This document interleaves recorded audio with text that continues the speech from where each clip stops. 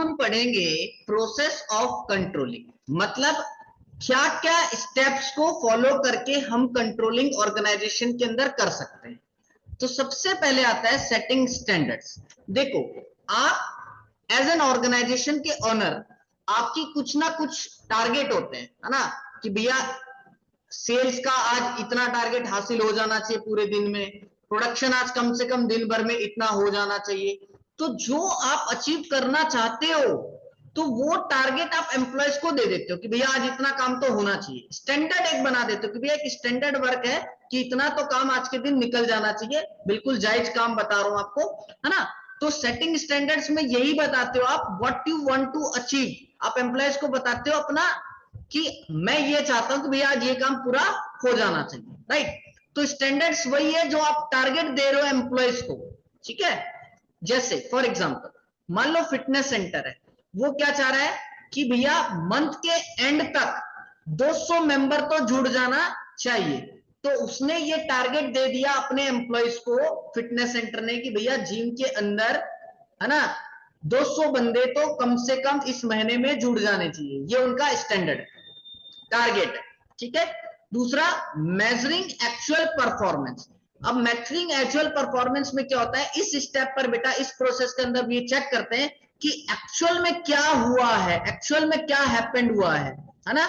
तो data collect करते हैं परफॉर्मेंस का, ठीक है। जैसे फिटनेस सेंटर वालों को क्या दिया था, उसने टारगेट लिया था कि 200 बंदे मंथ के एंड में हो जाते हैं। तो अब यहां पर वो लोग काउंट करेंगे मंथ के एंड में कि कितने एक्टिव मेंबर्स हमारे पास हुए हैं। मान लेते हैं भैया हमारे पास 195 हो गए, ठीक है। तो यहां पर हमारा ये काम है मेजर करना एक्चुअल परफॉर्मेंस को। ऐसे बेटा स्कूल का एग्जांपल दिया, रिटेल स्टोर का एग्जांपल दिया, कोई सा भी ले सकते हो तुम, ठीक है। मैं यहाँ पे फिटनेस सेंटर का लेके चल रहा हूँ। नेक्स्ट आता है कंपेयरिंग परफॉर्मेंस विथ स्टैंडर्ड। हमने टारगेट क्या लिया था, 200 का, तो ये हमारा स्टैंडर्ड था, ठीक है। और एक्चुअल में मान लिया अपन ने कितना हुआ है, एक्चुअल में मान लेते हैं 195 छोड़ दो, इस एग्जांपल में मैंने 180 ले रखा, तो 180 ले लेता हूं, ठीक है। तो एक्चुअल में क्या हुआ है, 180। अब दोनों को कंपैरिजन कर रहा हूं मैं, तो यहां पर मैं एक्चुअल परफॉर्मेंस को स्टैंडर्ड के साथ कंपैरिजन कर रहा हूं और चेक कर रहा हूं कि भैया जो मैंने टारगेट रखा था, जो मेरा गोल मैंने सेट किया था, क्या वो गोल अचीव हो पाया या नहीं हो पाया।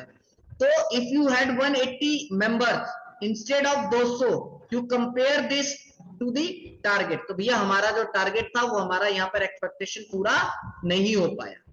तो अब एनालाइज करेंगे डेविएशन, मींस रीजन फाइंड करेंगे कि भाई साहब मेरा जो टारगेट था 200 का, वो टारगेट पूरा क्यों नहीं हो पाया। तो यहां पर इस स्टेप में फिगर आउट करेंगे कि क्यों डिफरेंस रहा एक्चुअल परफॉर्मेंस में और स्टैंडर्ड में। तो यहां पर मैं अंडरस्टैंड करूंगा रीजन क्या था गैप का, जो 20 का गैप आया 20 मेंबर का, उसका रीजन क्या था, है ना।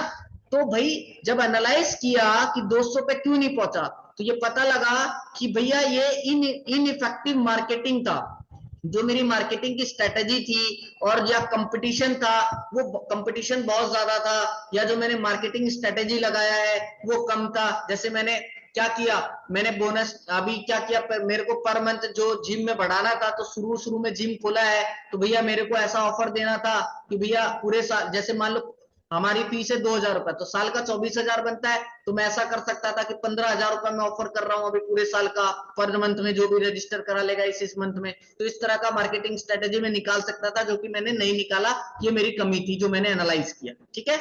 अब क्या करूं कि जो ये तरह की जो कमियां हैं, वो जो मेरी कमियां हैं वो दूर हो जाए, टेकिंग करेक्टिव एक्शंस। तो finally you will make changes, है ना, हम चेंजेस करेंगे अपने प्लानिंग्स में, ताकि हम जो इश्यूज थे इसको रिमूव कर पाए, है ना। जो भी इश्यूज हमने फाइंड आउट किया था उसको हम क्या कर पाए, रिमूव कर पाए, और अपने परफॉर्मेंस को बेटर करके जो टारगेट सेट किया है उस टारगेट पर मीट कर पाए, ठीक है। तो इसमें क्या करेगी फिर ऑर्गेनाइजेशन, नए प्लान्स बनाएगी भैया, टारगेट सेट करने के नया मार्केटिंग स्ट्रेटेजी सेट कर सकती है, और फिर उसको इंप्लीमेंट कर देगी, ताकि ऑर्गेनाइजेशन का स्मूथ फंक्शनिंग चले और टारगेट जो है हासिल हो जाए।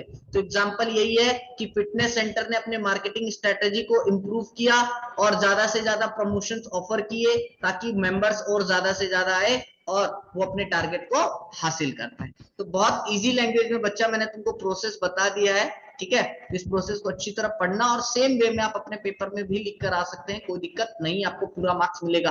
बट कोशिश हमेशा ये करना, कंटेंट को एक्सप्लेन करो फिर एग्जाम्पल डालो, कंटेंट को एक्सप्लेन करो फिर एग्जाम्पल डालो, ताकि एग्जामिनर को भी अच्छा लगे और क्लियरली समझा दो।